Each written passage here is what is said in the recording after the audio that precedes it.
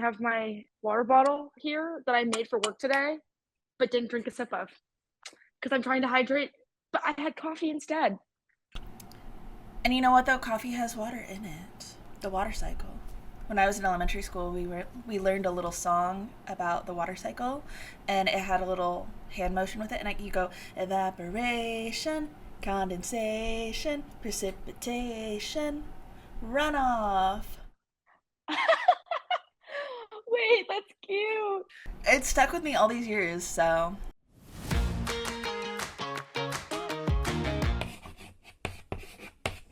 we're back. We're we're back. We are so back. We're talking about a very timely topic.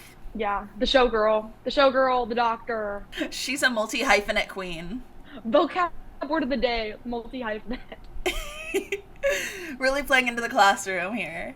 I've got some friendship bracelets here. Shout out to all the Swifties I traded these with. I got them all at a final Eras Tour watch party at this sports bar downtown. Oh, how special. My bracelet, my light up bracelet from the Eras Tour. I was really scared because I put the tab in to preserve the battery, and when I took I just realized it's on.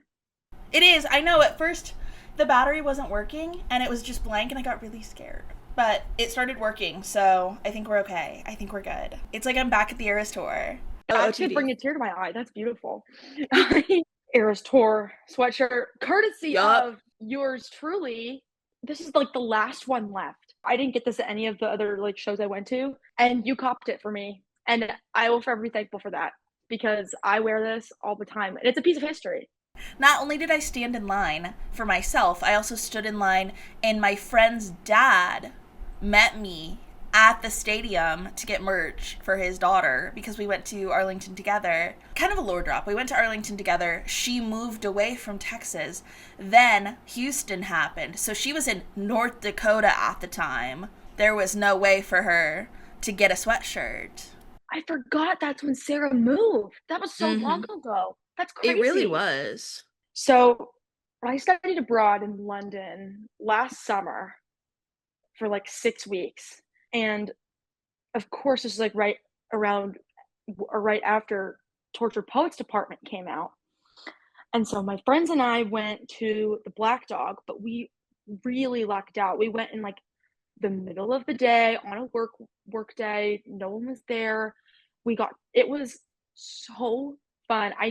I'll send you pictures to put here of the like murals and stuff. It was so fun because the actual Black Dog put up like murals with like the lyrics from the song and stuff, and they Wait, that's sold so merch. cute. And the Olympics were happening, so we just like got a drink and watched the Olympics at the Black Dog, literally in the middle of the day, and on like a London summer day. It was magical. It says Black Dog LDN and it's like from the actual Black Dog because they sold friendship bracelets, tote bags. It was a small list, but they had like a few things. This is my favorite because it's so freaking cool and special.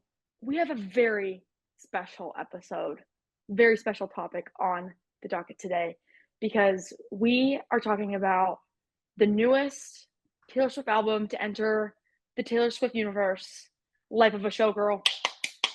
We are targeting a really underrepresented market, a really under-targeted demographic, and that is two white bitches talking about Taylor Swift.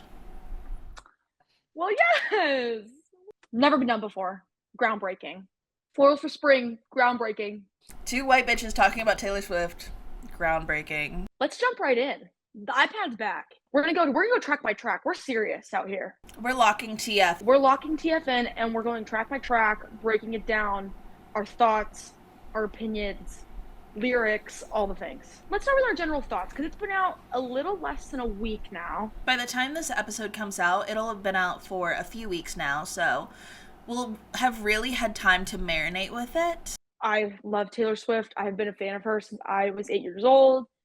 I went to the Eras tour like 3 times. I love Taylor Swift, right? I don't know what it was. On first listen, this album wasn't really sitting with me. I think the first half I really enjoyed, but there was some disconnect with the back half of the album for me. The like release party little movie she put together in theaters really helped. some of them are starting to like grow on me. And that's how Tortured Poets Department felt for me. Like I liked half, was just kind of struggling with the other half. But over time, Tortured Poets Department has become like it's my number two album on my rankings now. I know that's a lot. Found songs that maybe I didn't think too much about before, and I was like, oh, wait, I like this one, you know? And so I think that's gonna happen to me here. But I will Yeah. say, like, listening to it in the movie theater with those big speakers and, like, really hearing it, there's a few that have really, like, grown on me. Well, the production on the album is beautiful. It's amazing. Shout out Max Martin and Shellback. Because they're geniuses. So I wouldn't expect anything but greatness from them. One thing with this album that I noticed, a lot of the promotion and discussion about the album from Taylor specifically came after the release. There wasn't a ton beforehand. And so a lot of expectations were being built off of the photos and the visuals that we were seeing of like what to expect, and I feel like there may have been just a little bit of disconnect between those, not necessarily in a bad way, but I feel like some of the messaging and the lyrics in the album compared to the photos that we were seeing didn't align, and I think for a lot of people that was a bit jarring, and that's why people were like, wait, this wasn't what I wanted. This album has had a lot. I mean, obviously, this is the first, like, post Eras Tour album because, like, Torture Poets Department came out, like, during, so I don't really count that. I mean, it happened in the, like, Eras Tour era, if you will, but this is the first project post the Eras Tour ending, and I think the Eras Tour brought in a lot more fans. Some people became fans during this tour because it was so long and there was, like, all the re-releases happening, and there was just so much happening. It was, like, a great time to, you know, kind of become a Taylor Swift fan or get back into her music if you had fallen off of her music for a while. People thought that this was going to be about the Eras tour, but then like you just said, like she's been talking about in these radio interviews and things, not just behind the scenes of the Eras tour, but like behind the scenes of her life. There was some discourse I saw as well about, oh, well, I shouldn't have to go to the movie to understand the songs. No, you shouldn't have to. I don't think that's a requirement to understand the songs. But I feel like with any artist, when you hear their thought process, you hear their artistic brainstorming that went behind the music, I think that really makes the listener appreciate it more and makes it digestible. Oh yeah, I appreciate it. I wish that she had done this like movie thing that she did for this album for others because I think this would have been really cool to have. Like I'm thinking about what the like 1989 version of this could have been like, Mm-hmm. or the Tortured Poets Department version could have been like of this sort of format. And I hope she keeps doing this because it was really fun. Like it was cool. My theater wasn't as full because I went to like the like one of the last ones on like a Sunday, but it was just fun. Like everyone was like singing and it was just cool seeing, especially the behind the scenes was cool because we know all those people. We know them from the Air Store, and it's all the people that were like with her on that whole 2.5 year journey who became kind of showgirls in their own rights. We think about Mm-hmm. Cam, Jan, who's on Dancing with the Stars now, like all these people who had big careers, Sam, like all people that had careers before the Eras tour, but this brought them into like a whole new light. Like I don't think Jan would be on Dancing with the Stars if he hadn't been exposed through the Eras tour. Yeah, and it was really cool seeing them all back together and Mandy Moore being back. Uh, I don't think we covered this lore in the last episode. I danced like for 18 years of my life. I danced from like 2 to 19. And so I competed and did all the things. So Mandy Moore has been one of my legends. Like watching her stuff on Dancing with the Stars, or like on Dancing with the Stars, on So You Can Dance before that. I miss So You Can Dance, by the way. That was a superior dance show on television. It was awesome. I watched every season.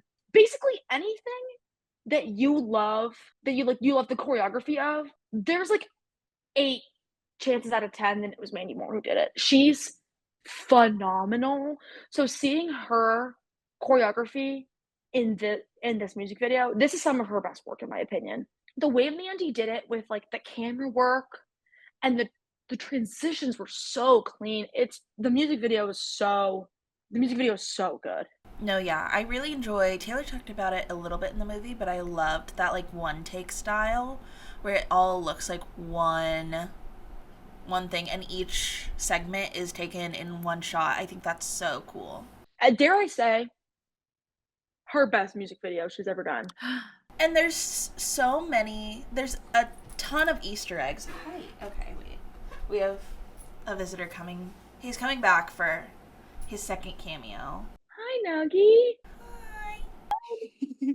He wants to be included in the discourse. What's your favorite song on the album?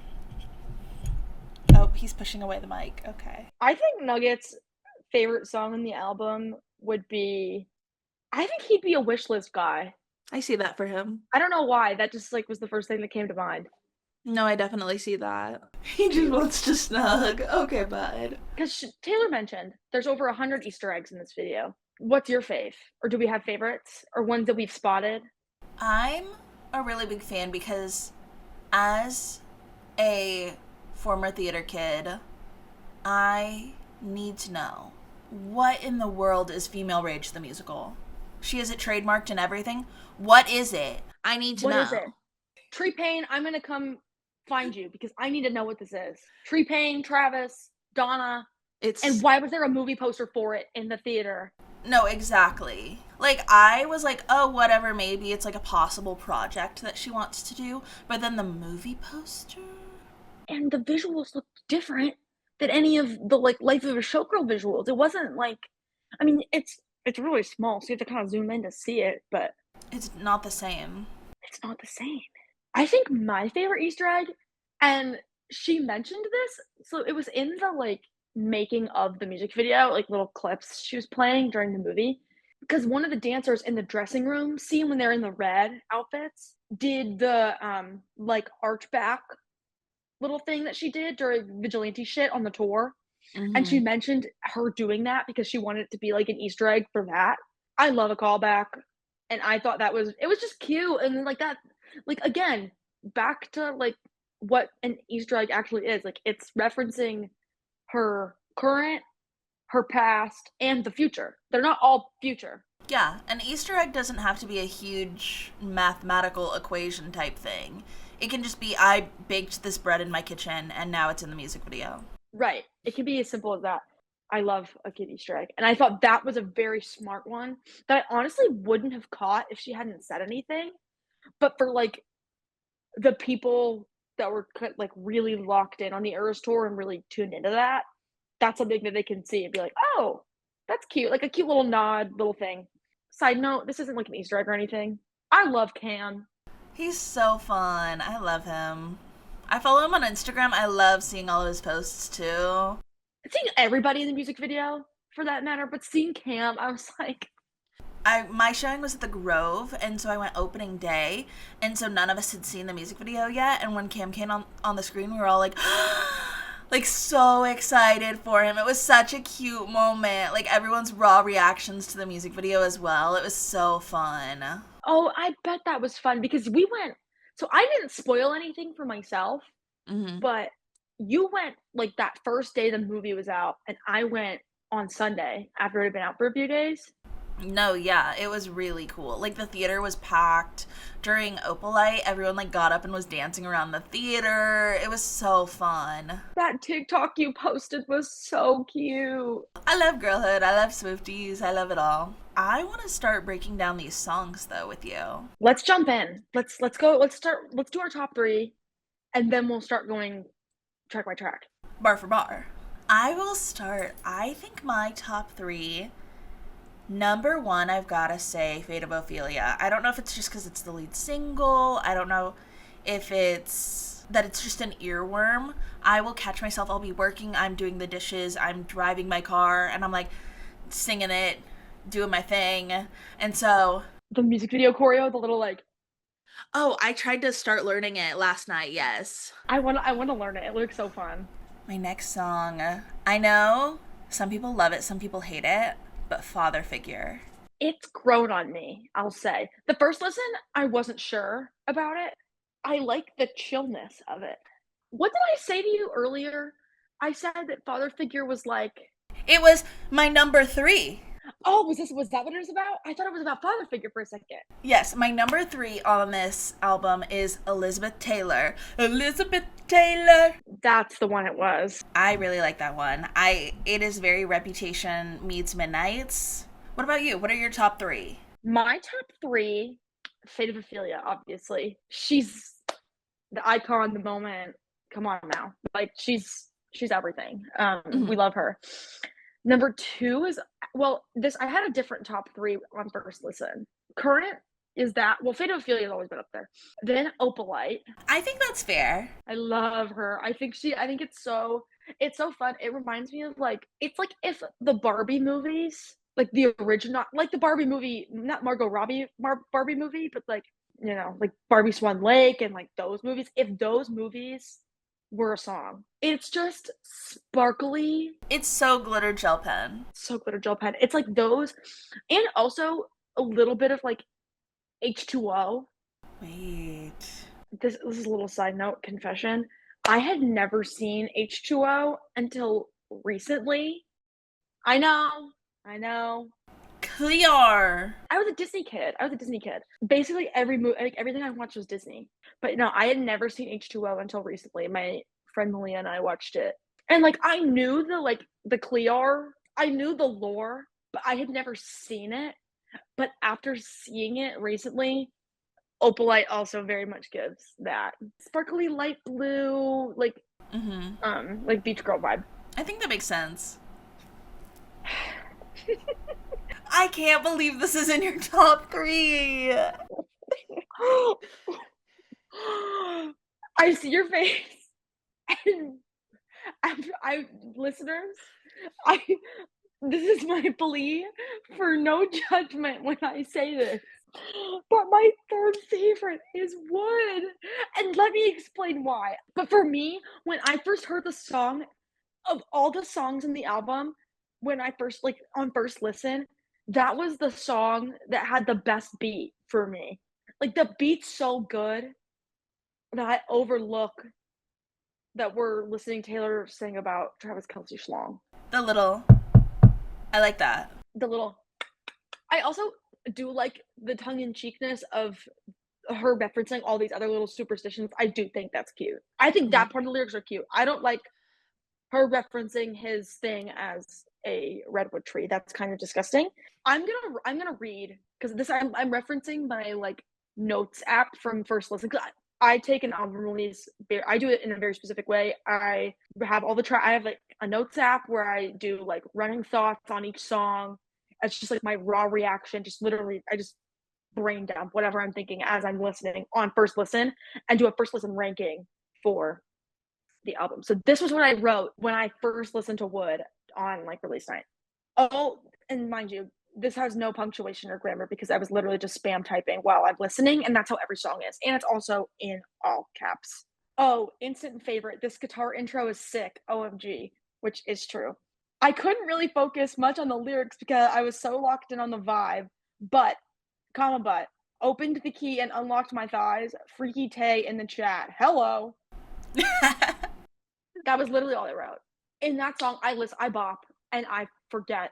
That's the only song where I think that I could just fully block the lyrics out. Originally, though, in that spot for me is another least favorite amongst people that I've been seeing online. Canceled. Mm. People aren't loving that one. After the first listen of an album, when I do my first listen ranking, I give myself a minute and a half max. I don't re-listen. I go strictly off the vibes and rank based on how I feel. And then I do a week after ranking and then a month after ranking. Wait, I love that. I just referenced my full list of rankings and I had canceled at like a mid low. Oh, I had canceled at number one after first listen. Whoa. That I don't know what possessed me. I don't know what happened at my first listen ranking. The 12 and 13 just don't have spots. I don't. Well, there's also not a 13th song, so. Oh, wait, you're right. There's also spots there. Okay. It was between canceled and eldest daughter for top. Eldest Daughter has grown on me. Starting off strong. Both of our number ones at this current point. Fate of Ophelia. Literally, as soon as I finished listening to this one, because I recorded my reactions of listening to the whole album, as soon as the song finished, I looked at my friend and I said, I understand why this song is the lead single. It totally makes sense to me. I think it is so fun. I hadn't heard any other songs on the album, but I'm like, yeah, I understand it. I always record my reaction for the first song, and I was just like, the whole time. I feel like it's very classic Taylor. It has all of those classic Taylor Swift elements with the strong lyrics, the fun boppy production, but then it like transitions into more of an emotional bridge, and then it brings you back to like that pop bop. All I wrote for this one was, I am so obsessed with this beat, holy cow. And the high note at the end, I mean, come on. Side note on the production, I love those little claps. I love a clap and I love a snap. Like those little crispy percussive elements. Yeah, I'm a big fan. Any lyric standouts on this one? I think they keep it 100 is cute because the numerology, as we know from the New Heights podcast, that they've talked about how he is 87, his like jersey is 87, and she is 13, and so together they make 100, and so they keep it 100 is like a fun little like to that. That's a great lyric. That's what I was gonna kind of say too. Like that cute little part, or that whole part, honestly. Like that lead out of the chorus is so catchy. You're number two. Elizabeth Taylor. I always think about it. I feel like it's the Hugh Jackman guy. You know, the Hugh Jackman guy on TikTok. Loaf of bread. I love the Hugh Jackman guy. The video they've been doing, you know, the Patti LuPone guy too. Mm-hmm.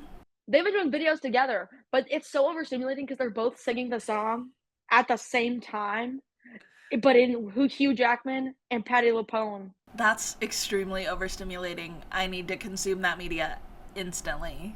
I'll send you some. I'll send you some. We each picked standout lyrics from the album. This song has my standout lyric from the album, which is, I would trade the Cartier for someone to trust. That was like, when I first heard it, I was like, oh, like this is making sense to me. It gave me insight into her actual life and not just Eras Tour life. Like the idea that you're not, and just like fandom and stardom in general, like you would give anything just to trust one person in your circle, you know? Mm-hmm. And I think that's kind of a dig at Scooter personally. Like she trusted him with her masters and he went and sold them. Like I think that, like, she would have given any amount of money just to have someone in that corner for her to trust. I love that lyric. I feel like Elizabeth Taylor is the love child of Reputation and Midnights. I feel like if you mash those together, you get this song. And those are two albums that I really, really love. And so I think that's why it's so high on my list. I literally wrote on my thing, if this feels so rep coded. So clearly the me that listened to this last Friday agreed with you. Oh, I wrote, she'd trade all the fame for true love. I'm sick. And it's a great song. And I love that she chose Elizabeth Taylor of any of the older school actresses that she could reference. My great grandma, she was like Elizabeth Taylor. Like she had that kind of hair and she lived that kind of lifestyle. My great grandma was so cool. We could get into her lore could be an entire episode in itself. She like kissed Elvis. Wait, that's crazy. Went to all these crazy parties. Like she was like she was a baddie. She was a baddie. She was like what a showgirl should be for that time. Like she was the pinnacle of what it meant to be like a showgirl or a star in her era. And so I think that was really cool. And we kind of going back to Fate of Ophelia a little bit, seeing her reference that in the music video, or reference all those different eras of showgirls in the music video, I think also reflects a little bit in her choosing Elizabeth Taylor. I like that she, in the writing on this, made it feel like she's asking Elizabeth Taylor for advice. Does this, like, the struggle of fame like this last forever? I think that concept is cool. Like she's turning to showgirl ancestors, if you will, for like advice. I like that concept, showgirl ancestors. Number 3, Opalite. My top 3, I wrote, this is so pop girly cutie pie. It is. The lyrics of it are kind of repetitive, but there's like the slight changes that are really important for the storytelling as well. Like in the beginning, it starts with her mom talking to her about dealing with her own exes and the advice that her mom gives her, and then it transitioning to later on Travis needing advice about dealing with his exes and her giving him that same advice. I think that's a really cool storytelling element where it's like minor changes that really play into the plot. I like that perspective. and I like that you kind of brought that up. I wrote too, it feels like Travis lighting up her world again. Like that's what this song felt like. It's like I forget what the exact lyric is, but it's like, oh, it was the Onyx Night. Mm-hmm. And also I think it's a great like dichotomy visually Mm-hmm. between Tortured Poets and what she was going through then and now. Because when Tortured Poets Department was written, obviously there's songs about Travis on that album, but the bulk of it was written around the time of and about Joe and Maddie. All the nasty British men. That lyric does a great job of showing the parallels between those two, like even just like the two eras, like the one we're in now and the most recent. Right before we filmed this episode, I also saw a great TikTok cover of Opalite. There's this creator on TikTok, his name is Jeffrey. His username is jeffrey.sax, and he's an Austin-based saxophonist. We are TikTok mutuals. Shout out Jeffrey. His covers are awesome. He's so, so good. His cover of Opalite specifically, I am so obsessed with. I'm going to insert a clip of it.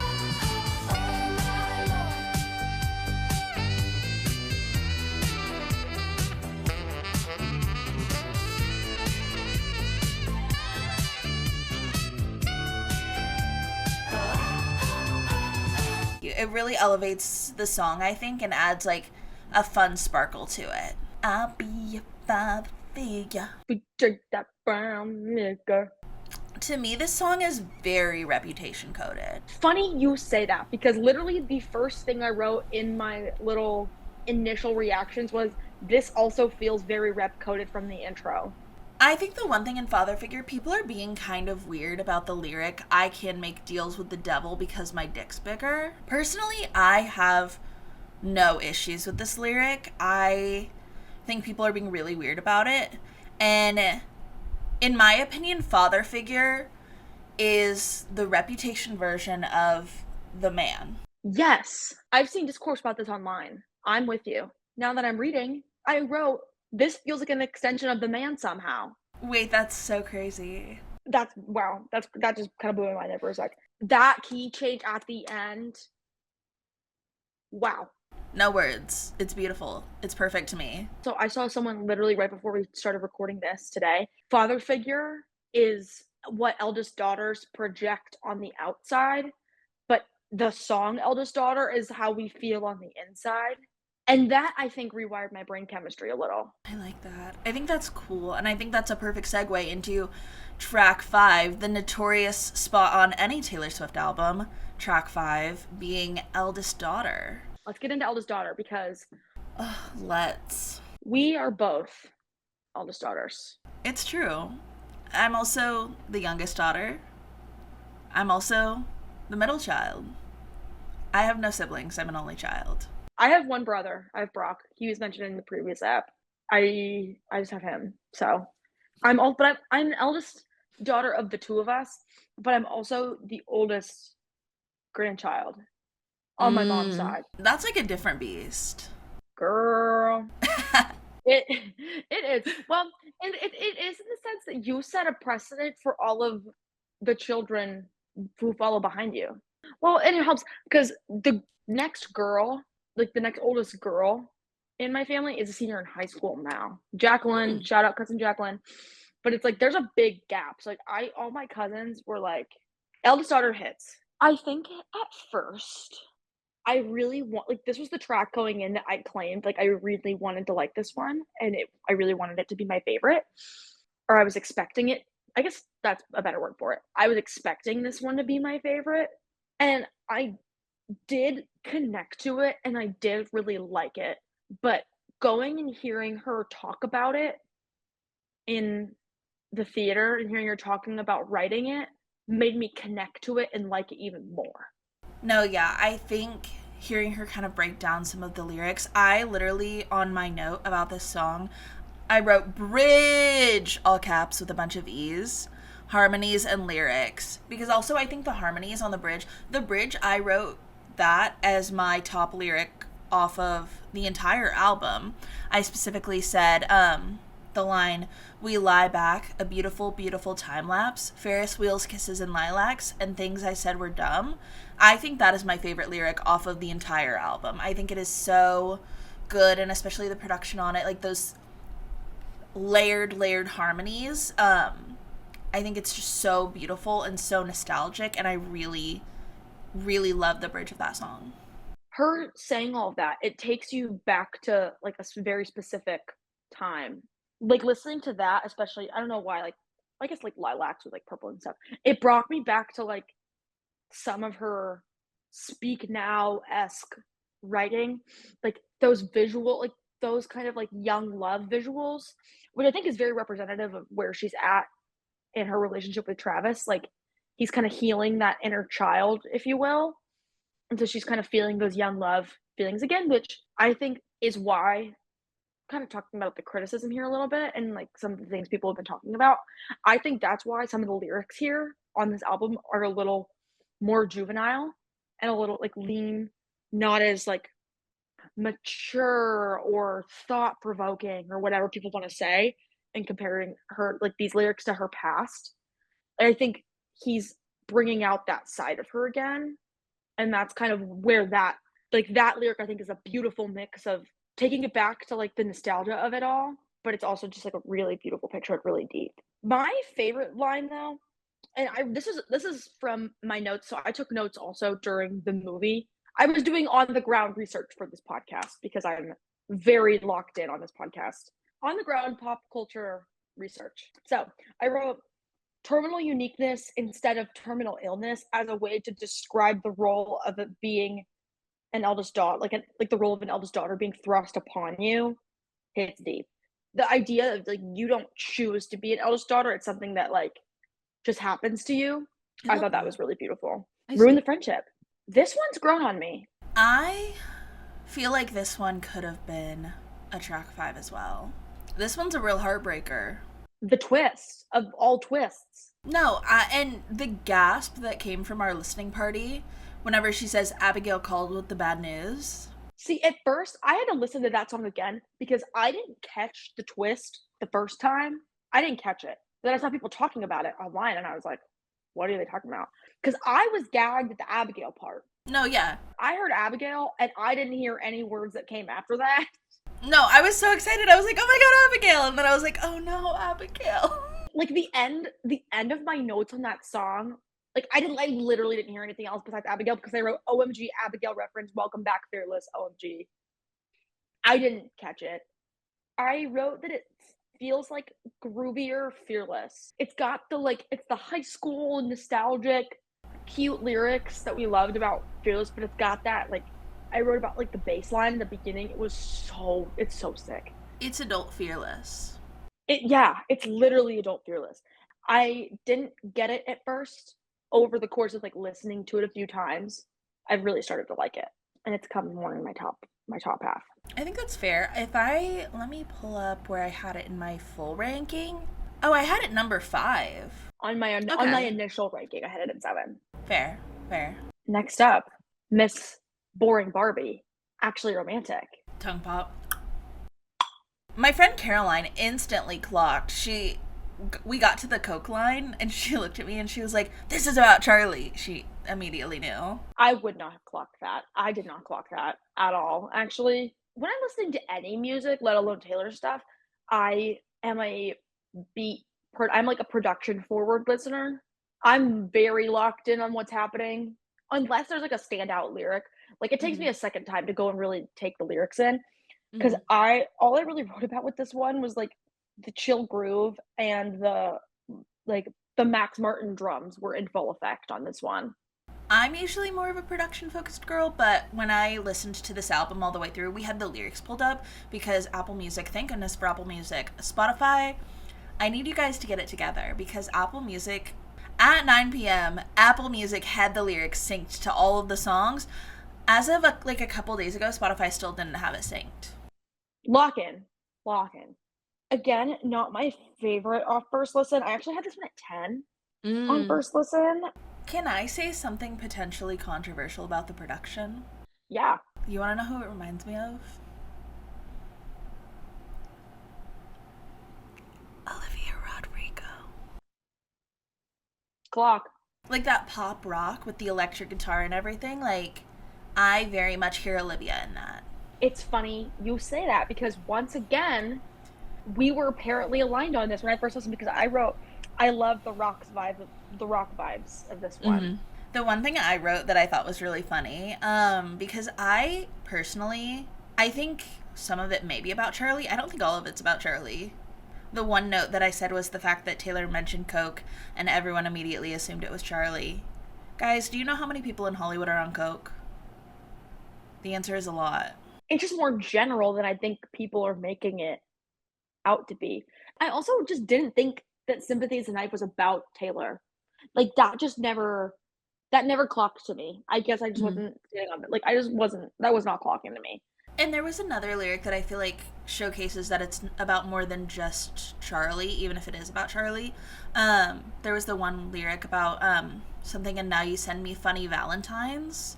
Someone had resurfaced a screenshot from Kim Kardashian, and she had listed out a bunch of little cards, and she was like sending Valentines to my haters or something. Oh, I didn't know about that. I don't think this song is just targeted at one person, and I don't think it has to be as well because there are a lot of people that this premise is applicable to. Oh, absolutely.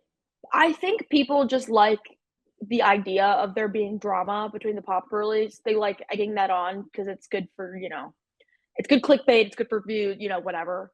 Yeah, I don't think this is a specifically targeted diss track. Could is Charlie probably being dissed in there? Yes. But are other people also being included in that as well? And I think, yeah, like as you said, it's just generally towards those people. Track Track number, number all right. 8, Wish List. I just want you.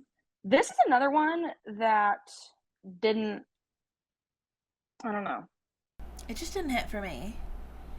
The one thing I wrote about this song, I put fat ass with a baby face is equal to sometimes I feel like everybody is a sexy baby. Oh, yeah. Those feel like very, very congruent lyrics. The first thing I wrote about this one was this one feels slightly Midnight's coded. Also, the Yeah. concept of her calling it spring break effing lit is so funny. And she just wants to be left alone. And that's fair. But it just didn't, this one just didn't hit for me. Unfortunate, but It is unfortunate. next is No. your. I'll let you take the reins on this one. Now, now. Don't make it seem like I'm happy about singing lyrics related to Travis Kelce's dick. That is not the case. No, no. Okay. As I mentioned when we were going through our top three, the beat is what stood out for me about this one and is why I like it. Sans the lyrics. Sans lyrics, this song is a banger. Fair. If I listened to like an instrumental of this song, I would enjoy that. Right. You know what I mean? Like, or if it had literally any other lyrics. It's But not then even a even bad then, song. It's just I personally don't want to listen to it. like the lyrics are great up until the chorus where the dick lyrics come in. The black cat and like all the different superstitions, like I think those are all really clever. But I did like in the movie where she's like, she literally just said, "This is a song about superstitions." I just sat and stared at the camera. The whole theater was cackling. That was the most vocal my theater was the entire film. Oh, we were dying at that part. It was so funny.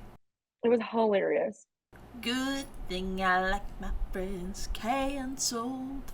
I wrote about this one. I can see the music video for this so clearly. And I really hope this is when we get a music video for. I think there's such a good potential for some fun Easter eggs in there. I picture the Bad Blood music video, like her with all her girlies. Like that is what I am imagining with this song playing. Part two of the Bad Blood music video. And also, of course, very rep coded. Also, the concept of her saying girl boss too close to the sun. The girl who made the phrase "girl boss too close to the sun" posted a TikTok about this phrase being mentioned in a Taylor song. If I were her, I would be losing my mind. I can't imagine. But I also love the production. The violin, the strings, the Mm-hmm. dramatic. Oh, it's so good. Honey, You can call me honey if you want. I think this one's really cute. But also in the same vein, as wish list. I just didn't really connect or vibe with this one. It was like there is a bottom of my list. This one was very low on my list. It didn't really click for me Yeah, until literally today. I saw an edit of it was Kylie Kelsey and Jason Kelsey. It was her talking about she was like, I don't like being called honey. I don't like being called hun. It like it's such a like patronizing thing. I don't like pet names. And then it was like an edit of them, and something in my brain that's switched with funny. that edit. It's cute. I like the summertime spritz line. I think is really fun and cute. I think it is too. It's really cute and very lover. Yeah. I wrote, Mm. I'm sick. She loves Travis so much. She's just a girl like us. And I think that encapsulates my feelings on the song completely. Like I love it for her, but I'm just not in a place where I can personally like connect to it. And it just wasn't one of my faves. So musical theater. Featuring our diva, Sabrina Carpenter. Featuring our diva. You've got her vinyl right there behind you. I've got two. I've got two up here. I do like this one. I think this one along with I do like it. It's just not my favorite. I like the end. The end is my favorite part of the song. That like greatest showman, like boom, boom, boom, like that beat at the end, that like bridge. I think it's the bridge.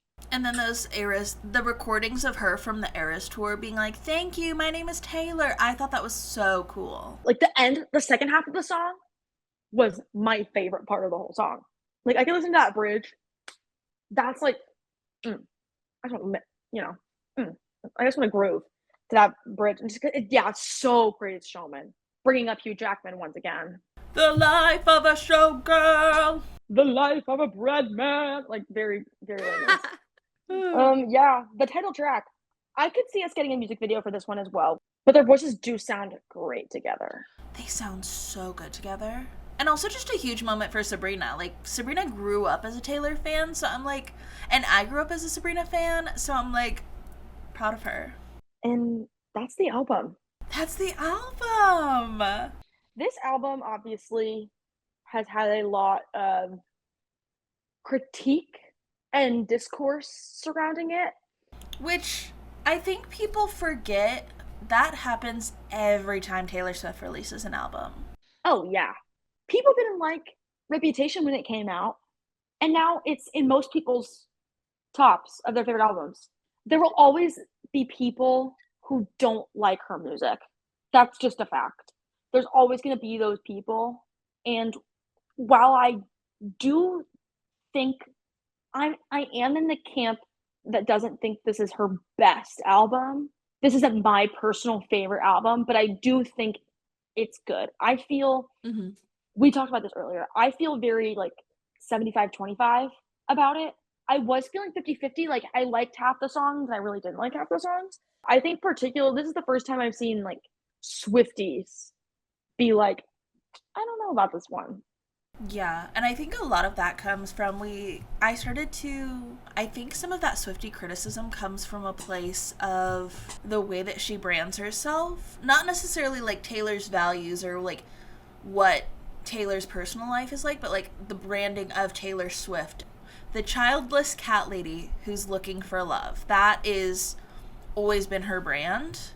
And so now she's writing songs about how, oh, she's found love. Oh, she's found the person she's going to spend the rest of her life with. Oh, she wants to settle down and have a family. And I think there's just a little bit of dissonance from the brand that we've seen for so long compared to these songs. Even as recently as the most recent presidential election, when she did the entire thing of being the childless cat lady. That was very recent. I think it's just a bit of a quick pivot for some people.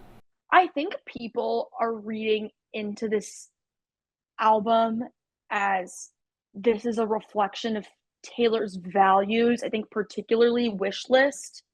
I don't know. I just don't think it's a reflection of her values. I think some of the lyrics are getting a little misconstrued. People saying that she's dissing, like in the bad bitch and savage line. People saying she's dissing Megan Thee Stallion.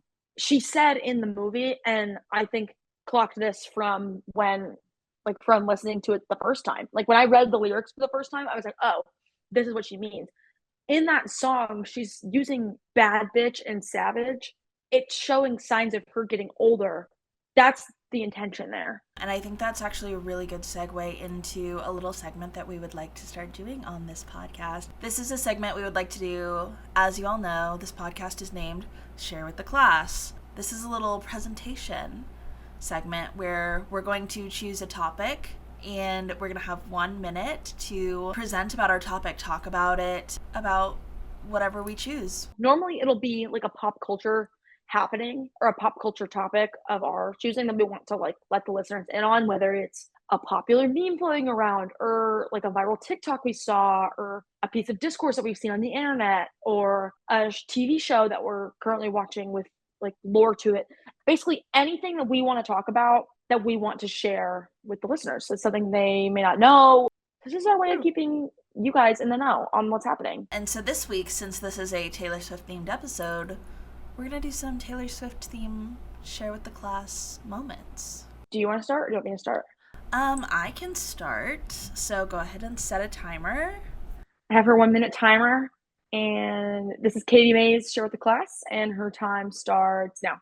Okay, the thing about music in general, so many people overlap an artist and their art.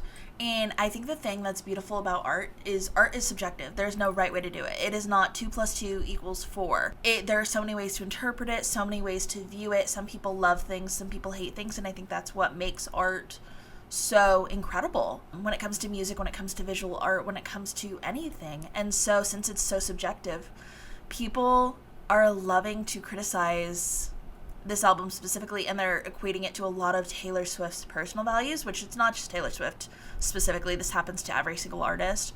They equate it to this person's personal values and also just their value, period. And so I think we need to not only disconnect some of those. 10 seconds. Of course, like, the awful people like Kanye West, who's, like, a Nazi and whatever, obviously, like, don't stream Kanye West music, but, like, just because she says something doesn't mean that she's bad, or just because you like an album doesn't mean that it's good or bad. And that's 1 minute. That was good. Thank you. At the end of the day, It's not that serious. it does not matter if you like this album or not. Like, just go Exactly. outside and touch some grass. And people equating people liking an album with their intelligence level is something I really have a problem with. Eli Rollo, I've already mentioned her multiple times in this podcast. I am a big fan of hers. She's put out multiple videos with her takes, and I sincerely agree. So many people have been saying that people who like this album are dumb or they have bad taste or, you know, whatever. And I think that that's just really rotted and awful. It's art, it's music. Why are we equating people's intelligence levels to this? Like, I don't get it. And why are we taking time out of our day to be nasty? Not necessary. And it's really come full force in this album. I could talk about that forever, but I'm a chatty girl. I'm nervous I'm going to get this in 1 minute. I think I can do it. I believe in you. All right. Your time starts now. I fear that we have lost the ancient texts of the Easter egg.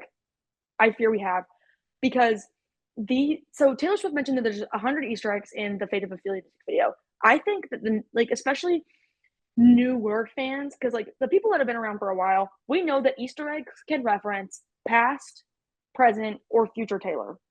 They reference all three, and I think Easter eggs encompass all of that, right? We're starting to get to a place now where 30 seconds.